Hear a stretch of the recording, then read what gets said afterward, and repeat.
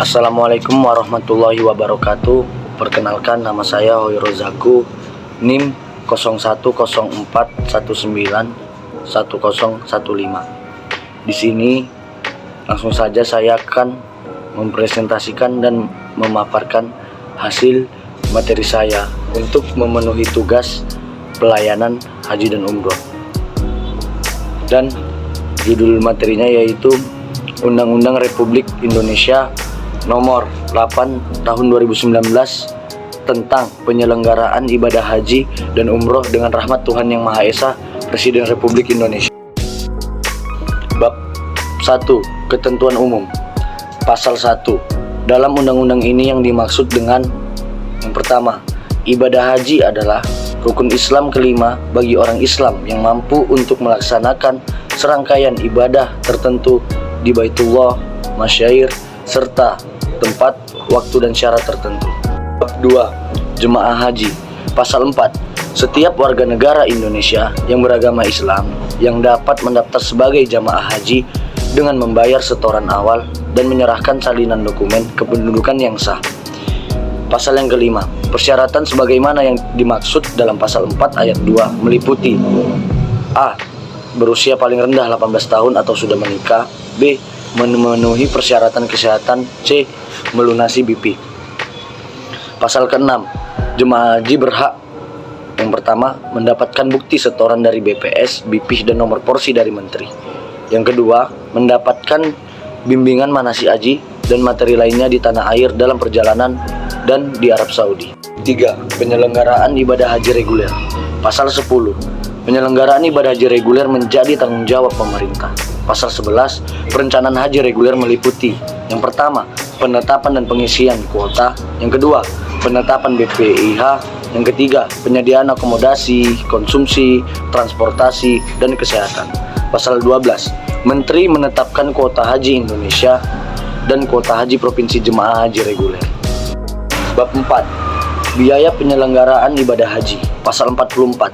BPIH bersumber dari BP, anggaran pendapatan dan belanja negara, nilai, manfaat, dana efisiensi, dan sumber lain yang sah berdasarkan ketentuan peraturan perundang-undangan. Bab 5. Kelompok bimbingan ibadah haji dan umroh. Pasal 52. Yang pertama, KBIHU wajib memiliki izin penyelenggaraan bimbingan dan pendampingan ibadah haji dari menteri. Yang kedua, izin sebagaimana dimaksud pada ayat pertama diberikan setelah KBIHU memenuhi persyaratan. Bab ke-6. Penyelenggaraan ibadah haji khusus. Pasal 58. Untuk mendapatkan izin PHIK, badan hukum harus memenuhi persyaratan. Yang pertama, dimiliki dan dikelola oleh warga negara Indonesia yang beragama Islam. Yang kedua, terdaftar sebagai PPIU yang terakreditasi. Yang ketiga, memiliki kemampuan teknis, kompetensi personalia, dan kemampuan finansial untuk menyelenggarakan ibadah haji khusus yang dibuktikan dengan jaminan bank. Yang keempat, memiliki komitmen untuk meningkatkan kualitas penyelenggaraan ibadah haji. 7. Penyelenggaraan ibadah umroh. Pasal 86. Yang pertama, perjalanan ibadah umroh dapat dilakukan secara perseorangan atau berkelompok melalui PPIU. Yang kedua, penyelenggaraan perjalanan ibadah umroh dilakukan oleh PPIU. Yang ketiga, selain oleh PPIU, penyelenggaraan perjalanan ibadah umroh dapat dilakukan oleh pemerintah. Bab ke-8.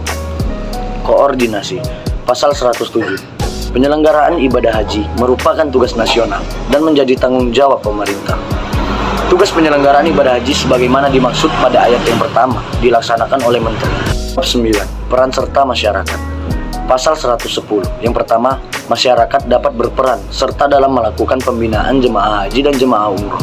Yang kedua, pembinaan jemaah haji dan jemaah umroh sebagaimana dimaksud pada ayat pertama berupa penyuluhan dan pembimbingan ibadah haji dan ibadah umroh. Penyuluhan dan pembimbingan ibadah haji sebagaimana dimaksud pada ayat kedua dapat dilakukan secara perseorangan atau dengan membentuk KBIHU. Bab 10. Penyidikan. Pasal 112. Selain penyidik kepolisian negara Republik Indonesia, pejabat pegawai negeri sipil tertentu di lingkungan kementerian yang menyelenggarakan urusan pemerintahan di bidang agama diberi wewenang khusus sebagai penyidik sesuai dengan ketentuan peraturan perundang-undangan mengenai hukum acara pidana. 11. Larangan. Pasal 113. Yang pertama, setiap orang dilarang tanpa hak bertindak sebagai penerima setoran BP. Yang kedua, setiap orang dilarang tanpa hak bertindak sebagai pihak K dengan mengumpulkan dan atau memberangkatkan jemaah haji khusus. Bab 12. Ketentuan pidana. Pasal 120.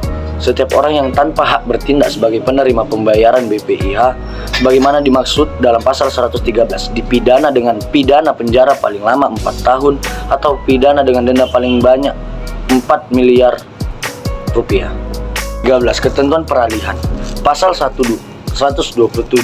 Pada saat undang-undang ini mulai berlaku, A. KBIH yang telah memiliki izin sebelum berlakunya undang-undang ini tetap berlaku sampai dengan habis masa berlakunya izin dan harus menyesuaikan dengan ketentuan dalam undang-undang ini dalam waktu paling lama 2 tahun. B. PIHK yang telah memiliki izin sebelum berlakunya undang-undang ini tetap berlaku sampai dengan habis berlakunya izin dan harus menyesuaikan dengan ketentuan dalam undang-undang ini dalam waktu paling lama 2 tahun. Bab 14. Ketentuan penutup. Pasal 128. Pada saat undang-undang ini mulai berlaku, semua peraturan perundang-undangan yang merupakan peraturan pelaksanaan dari Undang-Undang Nomor 13 Tahun 2008 tentang penyelenggaraan ibadah haji atau Lembaran Negara Republik Indonesia Tahun 2008 Nomor 60, tambahan Lembaran Negara Republik Indonesia Nomor 4845, sebagaimana telah diubah dengan Undang-Undang Nomor 34 Tahun 2009 tentang penetapan peraturan pemerintah pengganti Undang-Undang Nomor 2 Tahun 2009 tentang perubahan atas Undang-Undang Nomor 13 Tahun 2008 tentang penyelenggaraan ibadah haji menjadi undang-undang atau Lembaran Negara Republik Indonesia Tahun 2009 Nomor 142, tambahan Lembaran Negara Republik Indonesia Nomor 5036 dinyatakan tetap berlaku sepanjang tidak bertentangan dengan ketentuan dalam undang-undang ini. Cukup sekian pemaparan dari materi saya. Sekiranya ada kata-kata saya yang salah, saya mohon maaf. Kepada Allah saya mohon ampun. Wabillahi taufiq wal hidayah. Assalamualaikum warahmatullahi wabarakatuh.